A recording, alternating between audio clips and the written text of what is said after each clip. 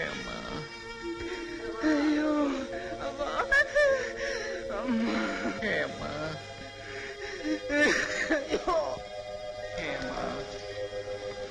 ഹേമ,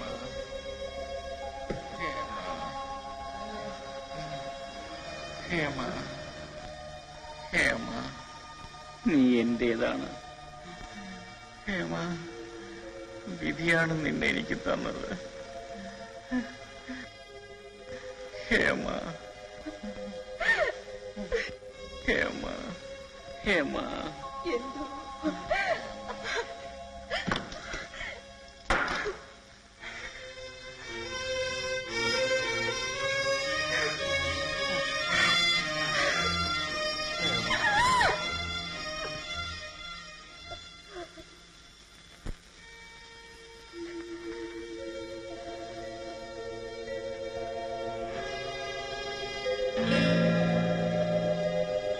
ഭയപ്പെടാനൊന്നുമില്ല.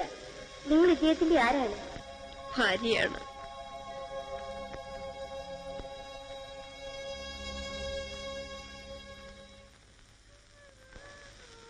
രമേശിന്റെ ഒരു വിവരവുമില്ലല്ലോ അച്ഛ.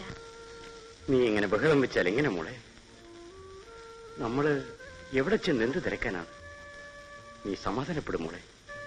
2-3 ദിവസത്തിനകം എന്തെങ്കിലും വിവരം നമുക്ക് കിട്ടാതിരിക്കയില്ല. എനിക്ക് മനസ്സിന് ഒരു സമാധാനവുമില്ല അച്ഛ. കുറച്ച് ധൈര്യമായിരിക്കും മോളെ. നീ ഒന്ന് ചിരിച്ചു കണ്ടിട്ട് എത്ര ദിവസമായി? കുറെയൊക്കെ നമ്മളും സഹിക്കണ്ടേ മോളെ?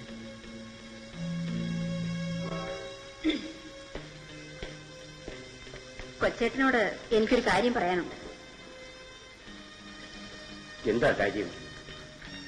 ഞങ്ങൾ എന്തിനാ നാട്ടിൽ ഇങ്ങോട്ട് വരുത്തിയത്? മനോഹരന് ജോലിയില്ല, അവൻ വളരെ വിഷമിക്കുകയാണെന്ന് പറഞ്ഞു. അവനോട് ചിട്ടി ഓഫീസിൽ ജോലി വാങ്ങിച്ചു കൊടുത്തു.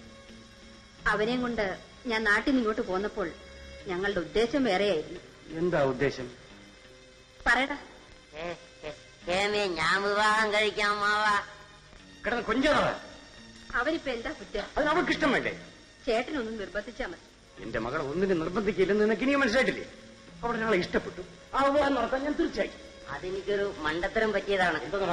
ബായ് ഫ്രണ്ട് കല്യാണം കഴിക്കണമെന്ന് വിചാരിച്ചു. ബായ് ഫ്രണ്ട് വെറും ഫ്രണ്ടായിട്ട് ഫ്രണ്ടുമായൊരു കൊണ്ടുപോകട്ടെ. ഒരു മനസ്സമാധാനവും ഇല്ലാതായല്ലോ. എനിക്ക് ബോധം വീണ് 2 ദിവസം കഴിഞ്ഞിട്ടാണ് അച്ഛന്റെ മരണത്തെപ്പറ്റി എന്നോട് പറഞ്ഞത്. ഏതായാലും വരാനുള്ളതൊക്കെ വന്നു. ഇനി ദുഃഖിച്ചിരുന്നിട്ട് കാര്യമില്ല. എല്ലാം വിധിയാണ്. അച്ഛന്റെ അവസാനത്തെ ആഗ്രഹം സാധിച്ചു കൊടുക്കാൻ കഴിഞ്ഞല്ലോ എന്നുള്ള സന്തോഷമേ ഉള്ളൂ എനിക്ക്. എടീ സുമതിക്കുട്ടി, നിങ്ങൾ പെണ്ണുങ്ങളെല്ലാം കൂടെ അതും ഇതൊക്കെ ചോദിച്ചാൽ ആ പെൺകുഞ്ഞിനെ വെറുതെ വിഷമിപ്പിക്കരുത് കേട്ടോ. ഓ, നിങ്ങളൊന്നും എനിക്ക് പറഞ്ഞു തരണ്ട. എടീ, ഞാൻ നിന്റെ ഭർത്താവല്ലയോ, വല്ലപ്പോഴൊക്കെ പറഞ്ഞു തന്നുകൊള്ളെങ്കിലും ചെയ്യട്ടെ. എന്തായാലും കല്യാണം കഴിഞ്ഞ ഉടനെ ഈ വീട്ടിലൊരു ആപത്താണല്ലോ വന്നത്. അങ്ങനെയൊക്കെ വരും. നീ അതൊന്നും പറയണ്ട ഗൗരിക്കുട്ടി. കല്യാണം കഴിച്ചോണ്ട് വന്ന പെണ്ണിന്റെ ഐശ്വര്യക്കുറവുണ്ടാ ഇങ്ങനൊക്കെ വന്നത്.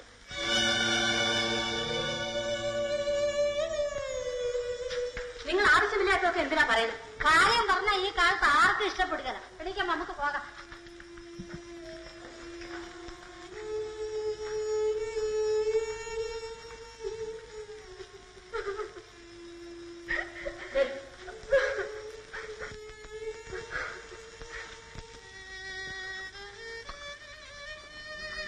ഏമാൻ ആ ട്രെയിനിൽ പുറപ്പെട്ടില്ലായിരിക്കും.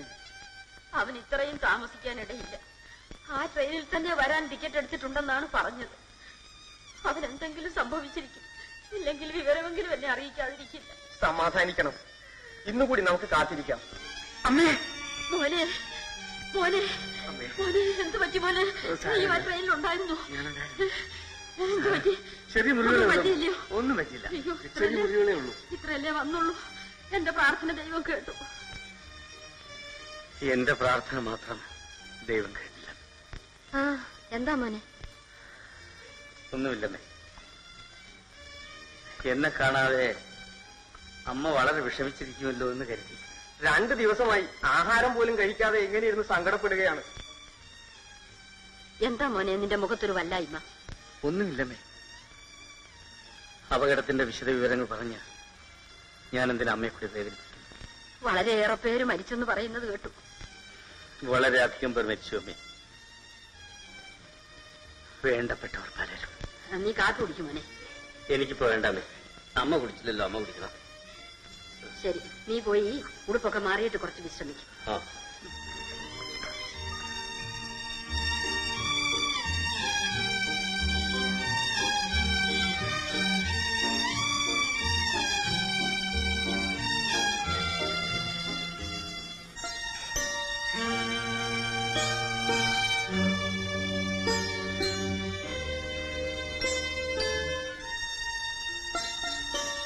ഇവിടെ ഇരിക്കൂ.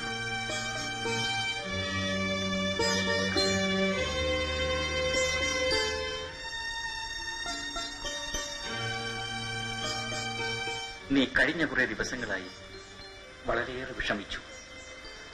കഴിഞ്ഞതെല്ലാം മറക്കൂ വിശാലാക്ഷി. ഞാൻ ഭാഗ്യദോഷിയായ ഒരു സ്ത്രീയാണ്. എന്റെ പേര് മാറിയതുകൊണ്ട് ഞാൻ ഐശ്വര്യമുള്ളവളാകുമോ?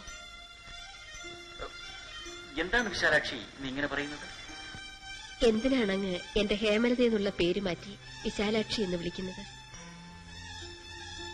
ഞാൻ കാരണം അങ്ങ് എത്രത്തോളം വിഷമിച്ചു. എന്റെ വിവാഹ ചടങ്ങിൽ പങ്കെടുക്കാൻ വന്ന അങ്ങയ്ക്ക് ഞങ്ങളുടെ മാനം രക്ഷിക്കാൻ വേണ്ടി എന്നെ വിവാഹം കഴിക്കേണ്ടി വന്നു. ട്രെയിൻ അപകടത്തിൽ എന്റെ സഹോദരൻ മരിച്ചു. എല്ലാവിധത്തിലും ഞാൻ ഭാഗ്യദോഷിയാണ്. ഈശ്വരൻ തീരെ നിർദ്ദയനല്ലാത്തതുകൊണ്ട് അപകടം കഴിഞ്ഞപ്പോൾ ഞാൻ അങ്ങയെ കണ്ടെത്തി. അതെന്താ? ആശുപത്രിയിൽ അങ്ങ് ബോധമില്ലാതെ കിടന്നുകൊണ്ട് എന്റെ പേര് വിളിച്ചപ്പോഴാണ് ഞാൻ തിരിച്ചറിഞ്ഞത്. വിവാഹമണ്ഡപത്തിൽ പോലും ഞാൻ അങ്ങയുടെ മുഖം കണ്ടിട്ടില്ല. എന്തുകൊണ്ടാണ് കാണാതിരുന്നത്? ഒന്നും അറിയാൻ വയ്യാത്തതുപോലെ ചോദിക്കുന്നതെന്ത്? നിശ്ചയിച്ചിരുന്ന വിവാഹം മുടങ്ങിയെന്നറിഞ്ഞപ്പോൾ തന്നെ എനിക്കൊരു ബോധക്ഷയം വന്നു.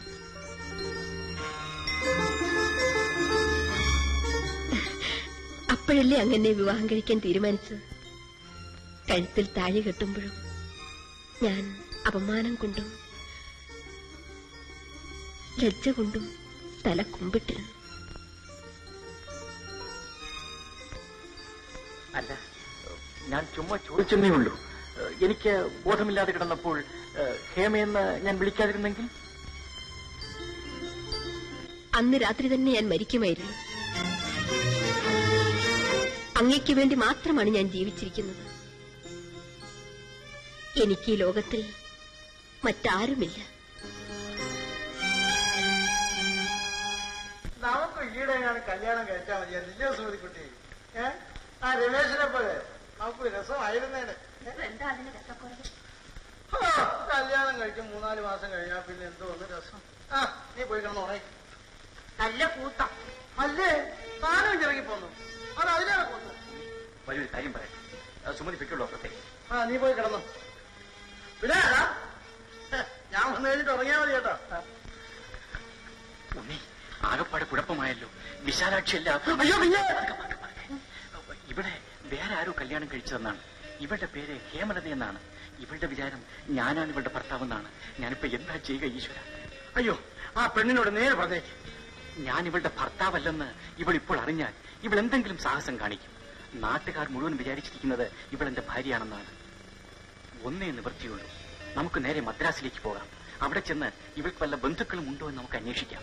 ഇതിനിടയിൽ അവളെ ഭർത്താവ് മരിച്ചില്ല എന്നറിയണമെങ്കിൽ ഭാഗ്യവുമായി. പിന്നെ പോകുന്ന വഴിയിൽ ഇവളിൽ നിന്നും നമുക്ക് എല്ലാ വിവരങ്ങളും മനസ്സിലാക്കുകയും ചെയ്യാം. ഇതൊരു പുതിയപാലല്ലേ? ഇത് പരമരഹസ്യമായിരിക്കണം. സുമതിയോട് പോലും ഇതിനെപ്പറ്റി പറയരുത്.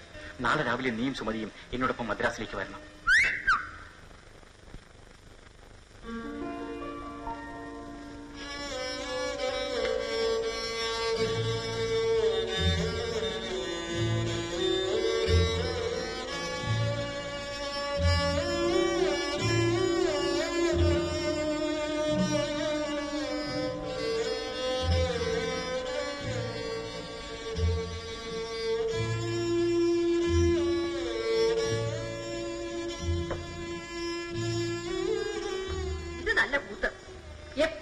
ഇങ്ങനൊരു ഇരിക്കുക.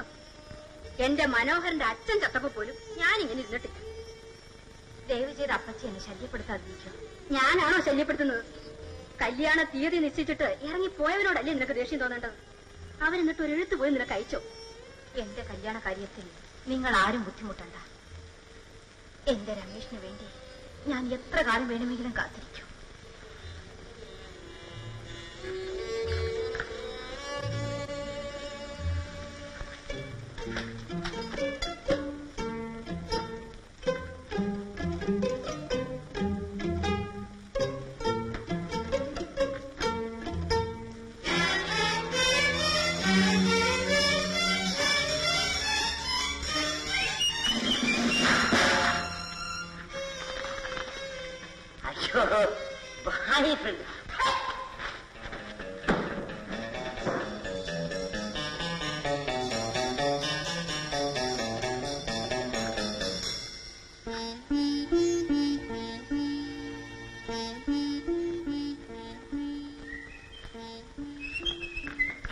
ആരാണ് ഈ ഫോട്ടോ എടുത്ത് റോഡിലേക്ക് ഇട്ടത്?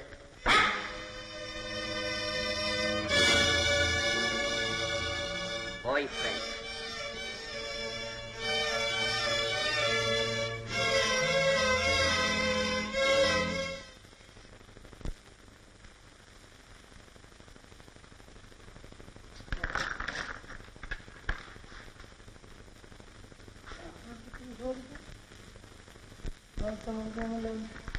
എടാ ഉണ്ണി, സംഗതി ആൾപ്പാടെ കുഴയുന്ന മട്ടാണ്. നിന്റെ ഭാര്യ എനിക്ക് അപ്പുറത്ത് മണവറ ഒരുക്കുന്നു. അവൾ വിവരമുള്ളവളാണ്. എന്തു വരും? ഒരു അന്യ സ്ത്രീയോടൊപ്പം ഞാൻ എങ്ങനെ ഒരു മുറിയിൽ കഴിഞ്ഞുകൂടും? നീ തിരിഞ്ഞിടുന്ന പറയുകളാണ്. ഇത് വെറും നേരം പോക്കല്ല. ചേട്ടാ, എന്നോട് ദേഷ്യപ്പെടുന്ന എന്തിനാ? ഹേമലത കളങ്കമെന്തെന്നറിയാൻ വയ്യാത്ത ഒരു പെൺകുട്ടിയാണ്. വളരെ നാളത്തെ ദുഃഖം നിറഞ്ഞ ജീവിതത്തിന് ശേഷം ആദ്യമായി ഭർത്താവിനോടൊപ്പം കഴിയാനുള്ള ആശയോടെ ആയിരിക്കും അവൾ എന്റെ മുറിയിലേക്ക് വരുന്നത്. എന്തെല്ലാം പ്രതീക്ഷകളും സ്വപ്നങ്ങളും കാണുമ്പോൾ ഞാൻ എങ്ങനെ അവളുടെ മുഖത്ത് നോക്കും? ഞാൻ എന്തു പറയും? പിടിക്കൂ, കട്ടിൽ ഒന്നിച്ച് ചാത്തിടാ. വേണ്ട ചേച്ചി, നമ്മൾ കട്ടിൽ രണ്ടും ഒന്നിച്ച് ചേർത്തിട്ടിരിക്കുന്നത് കണ്ടാൽ അദ്ദേഹം എന്ത് വിചാരിക്കും? ഒരുമിച്ച് കിടക്കാനാണെന്ന്. അയ്യോ വേണ്ട. പിടിക്കൂ, പിടിക്കുന്നേ.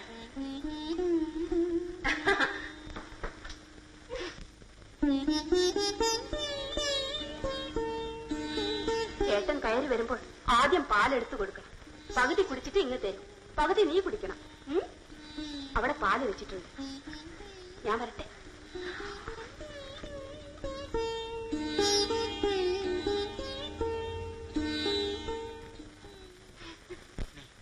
സുമതിയും ഹേമയും കൂടി ഒരു മുറിയിൽ കിടക്കട്ടെ.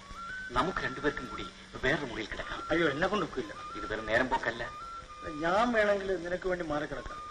എന്റെ സുമതി കുട്ടി ഞാനില്ലാതെ കിടക്കുകയുമില്ല, കിടന്നാലോട്ട് ഉറക്കവും വരില്ല. അപ്പോ നമുക്ക് സുമതിയോട് സത്യം തുറന്നു പറയാം. അതിലും ഭേദം ഹേമയോട് തന്നെ കാര്യങ്ങൾ തുറന്നു പറയുകയും പത്രത്തിൽ പരസ്യം ചെയ്യല്ലേ നല്ലത്. എന്റെ സുമതിക്കൊരു വിശേഷമുണ്ട്. അവളോട് ആരെങ്കിലും ഒരു രഹസ്യം പറഞ്ഞാൽ മതി. 10 പേരോട് അത് പറഞ്ഞില്ലേ അവളുടെ തല പൊട്ടിത്തെറിക്കും. അത്ര രഹസ്യക്കാരിയാണ്. അപ്പൊ ഇനി എന്ത് ചെയ്യും? അല്ലേ, എന്തൊരു ഇരിപ്പാണ് ഇരിക്കുന്നത്. നേരെ ഒരുപാട് ഇരിക്കും. എനിക്ക് ഉറക്കം വരുന്നു. നീ പോയി കിടന്ന് ഉറങ്ങിക്കോ. വേണമെങ്കിൽ ആ ഹേമലതെ കൂടെ അടുത്ത് വിളിച്ച് കിടപ്പിക്കും. മനുഷ്യർക്ക് വിവരം വേണം. അവർ രണ്ടുപേരും കൂടെ ഇന്ന് വരെ ഒരു ദിവസം പോലും ഒരുമിച്ച് കഴിഞ്ഞിട്ടില്ല. ഹേമലതെ എന്റെ കൂടെ വിളിച്ചു കിടക്കാൻ. ഇങ്ങോട്ട് വരാൻ വരൂ.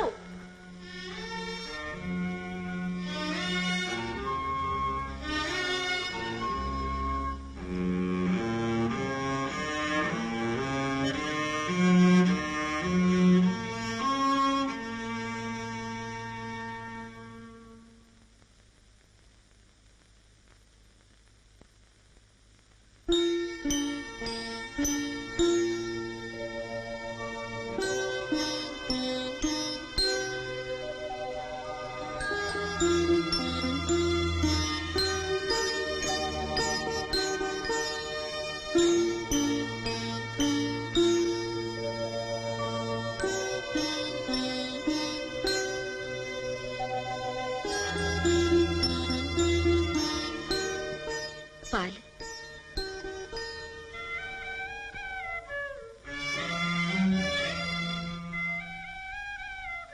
മുഴുവനും കുടിക്കണ്ട, ഇങ്ങ് തന്നേക്കൂ. എന്തിനാ? എനിക്ക് കുടിക്കാൻ. കുടിച്ച ബാക്കി കുടിക്കണ്ട.